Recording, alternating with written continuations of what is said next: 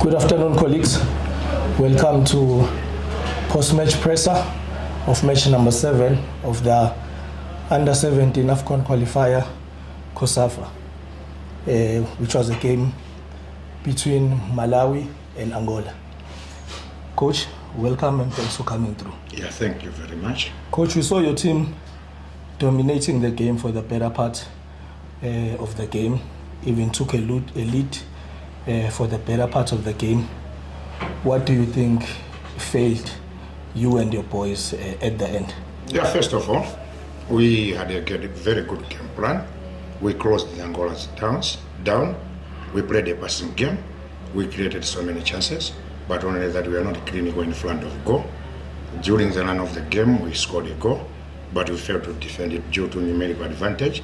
The time when the Angolas were equalizing, we were one man down. The players failed to make formational adjustments to cover the position where the ball came from. We lost it. But towards the end, we had some chances as well. We would have buried it. Or it has ended in a draw. We have been dominating games, but we are not converting our chances into goals. Creativity was there. You could see the Angolas never had even a shot on target. Only that cross where they converted into the net. We had over 5 to 6 chances, whereby if we are confident enough and composed in front of goal, we would have scored goals. But all in all, this is water under the bridge. We have to look forward to the next game. Coach, the result simply means that you and your boys no longer have total control of your destiny. So we are now in a situation where it's certain results of the other matches that may send you through or that may send you home. How are you planning to approach your next match? We have to approach the game with positivity, and we have to look forward to that result. We may win that game and still have 5 points. Sometimes in cup competitions it's always difficult. It goes down to how the draw is conducted. You could see this is the only toughest draw in this competition, whereby you had Angola, Mozambique and Malawi in one group. In other groups there are a bit fair matches.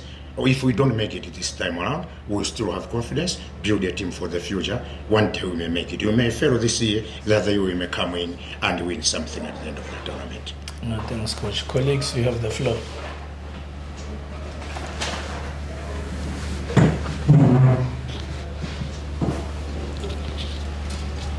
Coach, in the first half, you made a substitution in the 32nd minute. Why did you substitute your right winger? I thought we had a game plan. We told the winger to keep the width. We knew how the Angolans are going to play. We wanted to close them down in the wings. He was not doing the job which he was intended to do.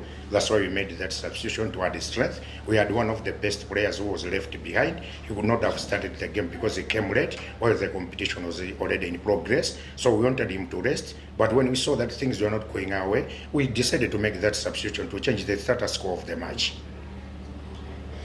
But Coach, again, your forwards, I think were indecisive in the final third, especially because your central defender, number 15, and then the right back were playing a lot of balls behind Angola's back line, but your forwards couldn't score. What do you think was the problem?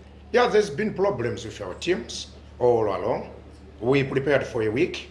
We didn't have any strength testing match or a practice match or a friendly match to test the alternatives. We thought that those are the best players we brought here, and they have shown that they are better off. But the only thing they need exposure. As you play a lot of games, when you gain exposure, you get experience. It's very difficult for players to come to the party at one tournament, but there is sign of progress. They have shown that they got to play at the international stage, but they have only played 2 matches. I believe if you give them more exposure to international matches, they'll get better and better, and will build a good national team for the future. Okay, thank you, Coach. Okay, thanks.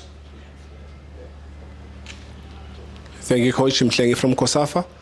Msongele contained Francisco very well, a beautiful battle on the right back, until he changed the position. He went on the right or your left as a defender.